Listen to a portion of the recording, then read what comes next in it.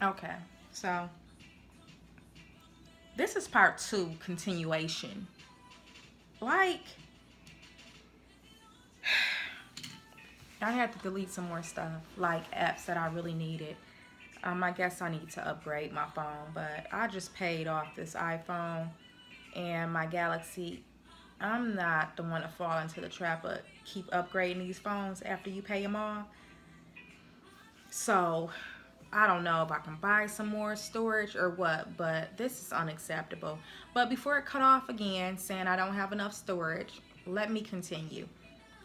As I was saying, so it'll have your picture here, it'll have the letter grade, and then I was showing you guys, don't look at these grades because it's a long story, but I usually do good. I took this is a TEAS test, and I could take a placement test without studying and do very well.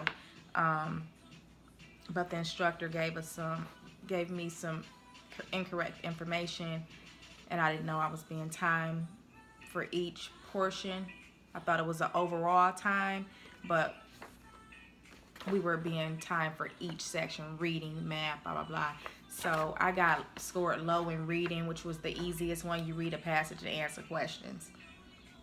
And the time went out, and I'm like, really? Something just happened. Come to find out, I was being timed for each section. So anyway, don't pay attention to these numbers. But so you see how it has, you know, the subject or whatnot, and then how well you did here. So this is an example of how the printout after you go and take your exam, once you pass or fail, on the back of it, it's one sheet, on the back of it, it'll say, give you your strong points. It'll say this, you know, you did 73% in this area. Well, it wouldn't be 73, well, if you pass. Really, it's good to know, but let's talk about if you failed. So it'll say, you got 38% in this section. Well, you got 64 in this section. So you want to focus on the sections that you scored the lowest, and you want to work on those versus working on the ones that you scored higher on. Because when you're first studying for the exam, you don't know what is going to be on the exam. You don't know what to study for, so you're studying everything. So at least once you get this feedback, you know what your strong points are and what your weak points are, and you're able to go ahead and study on your weak points. The music that's playing, I don't know if you guys can hear it or not, but it's Fifth Harmony, their new album. I didn't want to spend a lot of time on looking for something. It's like almost 4 o'clock here in Michigan, and I spent more time trying to figure out what was going on with these videos, deleting apps and uploading videos. So that's that. What else did I want to mention? I talked about no third party. I hope that's in the last video. I did not use a third party. So it'll let you know whether you failed or not. Now, as far as prereqs, you do have to take prereqs.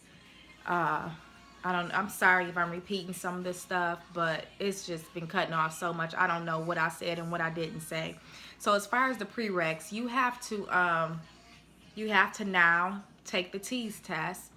If you already took the TEAS test, you can send Excelsior your report to show that you scored high enough for their program. I don't know what the percentage is for Excelsior, being that when I started in 2015, you didn't have to have a placement TEAS test, so I didn't have to do it. So that's something new. Also, when you complete the Excelsior program, including the CPNE, this is new, and I'm glad it's only 50%. You have to take the ATI. Now, with some programs, you have to get a green light from ATI, where you have to spend this time going to school, studying, learning what you need to know. Going to school is to prepare you to take the NCLEX. You should not have to go to school for all these months and then still have to study to take the NCLEX. That's the purpose of paying the money to go to school, to prepare me for the NCLEX. So after the LPN program, no, I did not take no time off to study or none of that. I applied for my NCLEX and I went and I took the NCLEX and I passed it, thank God, only having to answer the minimum amount of questions. And that's how I was able to, going back to me doing Excelsior credit by exam, which is hard because it's not any lecture, any online portion. It's just you are your teacher and you are your student. That's it. I don't know, I think you can call Excelsior or go online and get some little tips and helps, but as far as lecture, you don't get that. You are the teacher, the instructor, and the student. So with that being said, I lost my track of thought. So you are the student. Oh, the reason I felt confident enough to go ahead and apply for the Excelsior credit by exam program is because I didn't have good instructors. In my opinion, they weren't good enough where I could understand them and comprehend. So I would check out when I was in class and I would just study and I would like teach myself. So I figured I taught myself the LPN program basically, so I'm sure I could teach myself the RN program. Like I said, a lot of discipline and you have to be self-motivated, self-starter, oriented. You just have to be on top, and I felt like I was able to do it, and I had the confidence and the knowledge and the skills and the motivation to get through it. So I did it, and that's how I ended up making the decision to do the credit by exam program. So when you're done with the program, you have to work on ATI, but thank goodness once you completed 50% of the ATI, then they send whatever they send to wherever they need to send it so you can take your NCLEX. So you don't have to wait for a green light. You just, I guess the 50% is the green light, but thank God you don't have to do 100% in order to go and test, because that would be a bummer. I don't go to school, I don't study, and I don't pay this money to still have to study once I get done with the program. That makes no sense to me. And if you guys are, some of you guys are still in school, LPN school or RN school, I advise you to make sure you're studying. When you're in class and it's lecture, you're taking notes, but you're following along. Everything in your textbook is in that NCLEX book. They're teaching you from the NCLEX book. They're teaching you from, of course mine was LPN, but now it's RN. They're teaching you from this book. So, and it goes in order from your textbook, whatever your textbook, the order, it's the same order. It starts off as fundamentals, and it goes in order with your textbook, whatever textbook you have. So I wouldn't open up that book, or I would have both books open, if your desk is big enough, and I would follow along through lecture using my NCLEX book. And I would answer the questions in here. If you study this throughout your program, you won't have to pay money to go to anybody's boot camp or anything. You'll be ready to take the NCLEX, as you should be. So it's a little bit more advice. Let's see. So you have prereqs, of course, A&P1, A&P2, and some other science classes or whatnot. I apologize, I just can't find the outline, but to tell you exactly what the prereqs are. But go on online, Excelsior online, and it'll have all the prereqs and everything that you need, the classes that the 7 or 8 classes that you would have to take for the Excelsior program. If you do not have the prereqs, you can take the prereqs with Excelsior. I wouldn't advise that. I would advise you to go to a community college and go sit in someone's class and take those prereqs. But if you, once again, are a self-starter and you have no problem with online classes, then go ahead and do the online classes. I don't know if the credit by exam is for the prereqs or not.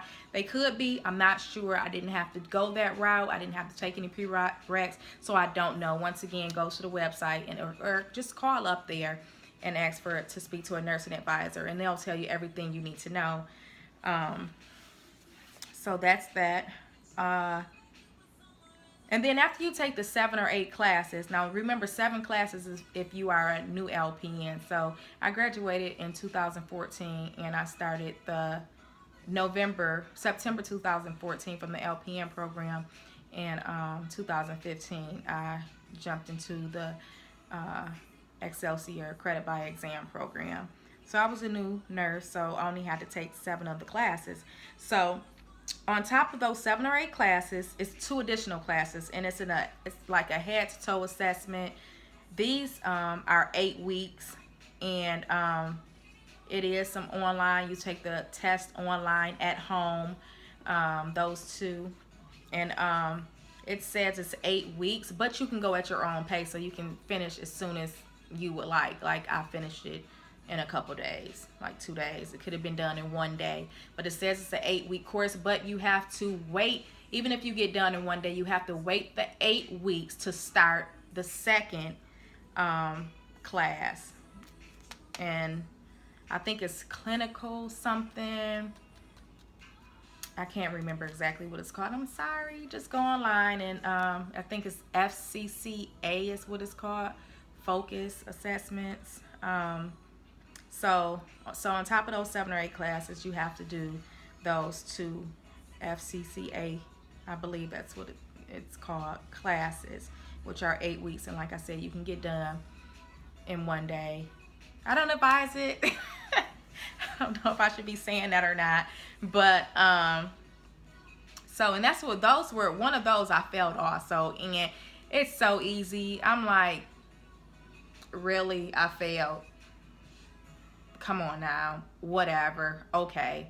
So guess what? Wait 2 months to retake that one also. So anyway, so that's a total of 9 or 10 classes you have to take before you can get on a waiting list for the CPNE. And then with the CPNE, you have to send in certain things like shot records, passport size picture, TB tests, results, just a few things like that. You have to send in. I think you have to send in a CPR, and the sooner the better. Like you can figure out what that is and already have that on hand. So once you get done taking those FCCA classes, those 2 8-week classes, you can immediately go ahead and send those that information. And you can scan it and send it online, or you can mail it in, or however you want to do it. What else? See all this stuff I missed from part 1? It's always like that though. C, D of M. Study each day. Oh, I talked about that. That was some little abbreviations I wrote. I didn't even, almost didn't remember what it meant. Set up for CPN. Okay. Let me see. Okay, now every time, like this is a sacrifice as far as your time. The payoff is wonderful at the end. You know how some people look forward to those the January, February months for those income taxes. You know, you will reward yourself. It's like you're getting an income tax check every month. I mean, it's beautiful. So if you're in the LPN program, go ahead and finish it. It's worth it. It's worth the sacrifices. It's worth missing weddings, birthday parties, trips. It's worth it. And with this RN program, I'm gonna be honest, I look forward to the pay increase.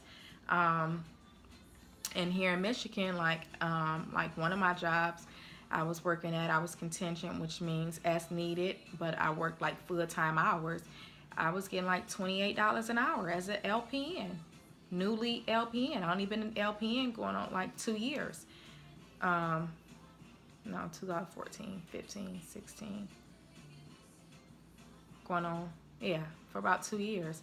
Um, the regular starting pay here in Michigan is like average pay is $24 an hour as a LPN. Um, a job that place that I used to work, I was making 26 before I left there, 25, 60 something. I just rounded up to 26.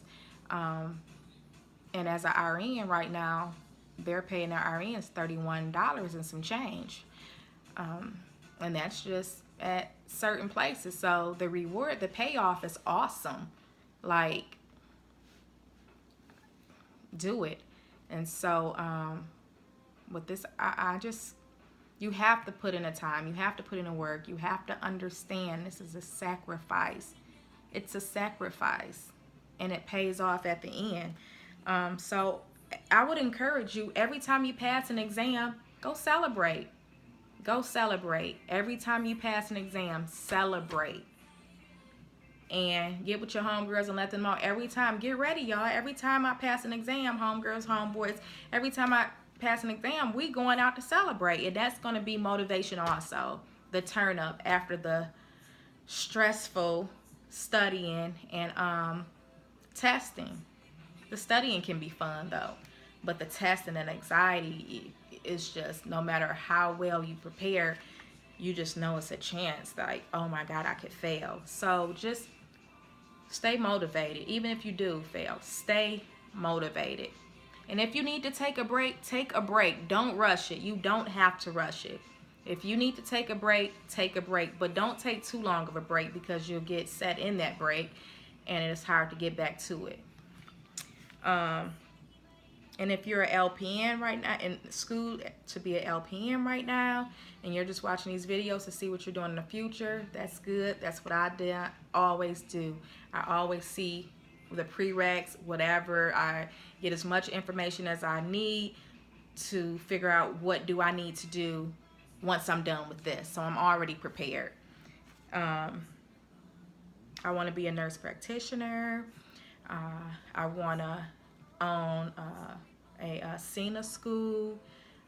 I've already done all the research for both of those. I don't know if I want to be a nurse anesthetist versus a nurse practitioner, because I'm more of a people person, and I know a nurse anesthetist is basically in a room with the patient, and a nurse practitioner, you get to mingle and meet new people, patients or whatnot. I like the sound of that. And but always stay ahead of it. Always know what you're going to do for going forward. Even while you're working on what you're working on now, stay prepared, stay ready.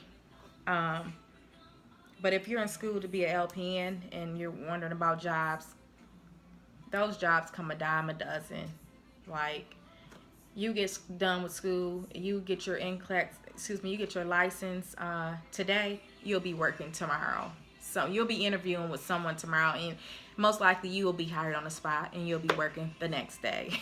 Like, it's no job shortage. You can go anywhere in a state, in a country. I mean, yeah, in a country, anywhere, and you can just do contingent. You can do full-time, part-time, whatever you want. I do 3 12-hour shifts a week. That's not enough for me, but doing these videos might take up some of my time. But I usually work 2 jobs. Right now I'm just working 1. So don't worry about jobs. They're there, and I'm sure it's the same for RNs, because I get emails and it's just jobs every day, all day, coming through my email.